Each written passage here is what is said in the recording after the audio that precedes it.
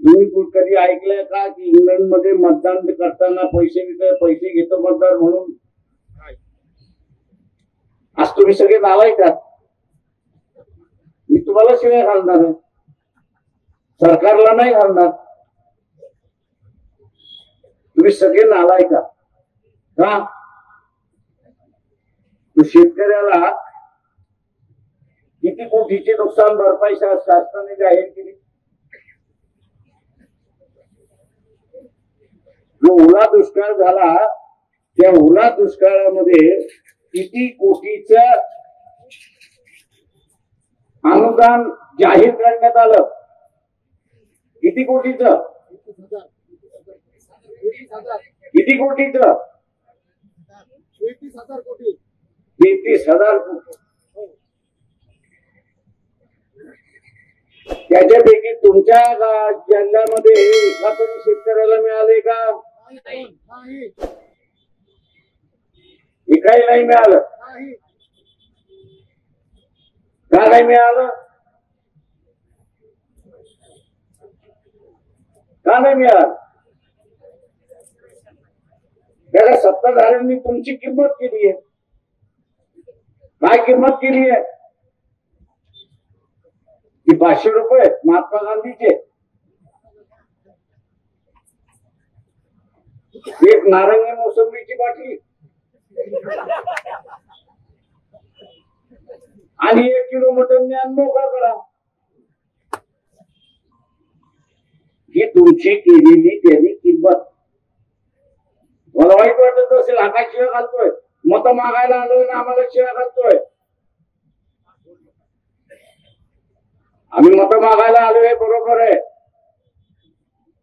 पण तुम्ही असणारं मतदान स्वतःच्या बुद्धीने करत नाही ना. तुम्ही मतदान कशाने करताय?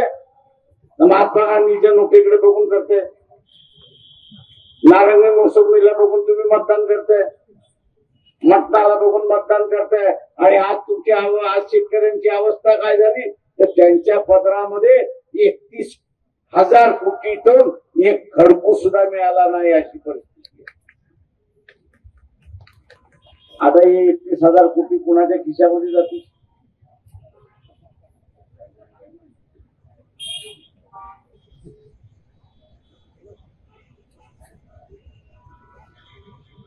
नेपाळमध्ये काय घडलं?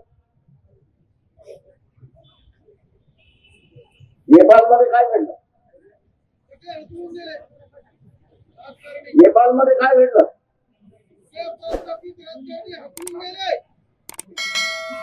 नेपाळमध्ये काय घडलं?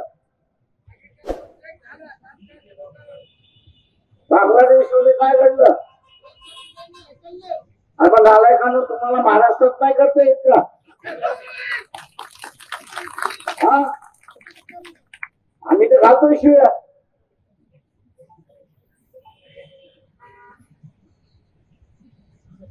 तुम्ही उठाव केला नाही तर काय होणार आहे?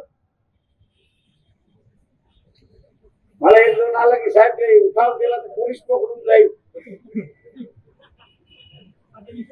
म्हटलं पोलिसाला ठेवलंच तर तू लागले ना. म्हटलं तू ऐकलंस का की नेपाळमध्ये उठाव झाला, त्या पोरांवरती केसेस झाल्या, हे तू ऐकलंस का? म्हटलं नाही. बांगलादेशमध्ये उठाव झाला, तिथल्या पोरांवरती केसेस झाल्या, हे तू ऐकलंस का? तो नाही. म्हटलं काय केसेस झाल्या नाही? का जनता ही देशाची मालक, हा देश जनतेचा आहे. जेव्हा मालकाने उठाव केला तर मालकावरती काय होणार आहे का? फक्त तुमच्या मनातली भीती आहे ना ती घालवा. माझ्या जातीचा माणूस आहे ती भीती घालवा. या देशामधली परिस्थिती 2 मिनिटात सुधारते हे लक्षात घ्या. काही वेळ लागत नाही, काही वेळ लागत नाही. मला पोलीसवाले म्हणतात तुम्ही चिथवणी देताय. म्हटलं पकडा.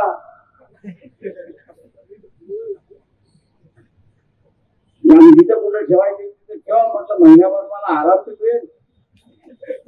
कार्यकर्ते इकडनं तिकडनं फिरवणार तर काय.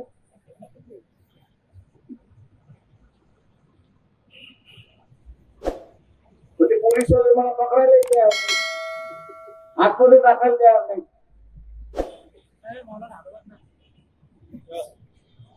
आणि म्हणून हे 33,000 कोटी शेतकऱ्याला लढून द्यायची असेल तर कलेक्टरची गाडी फोडून चालणार नाही.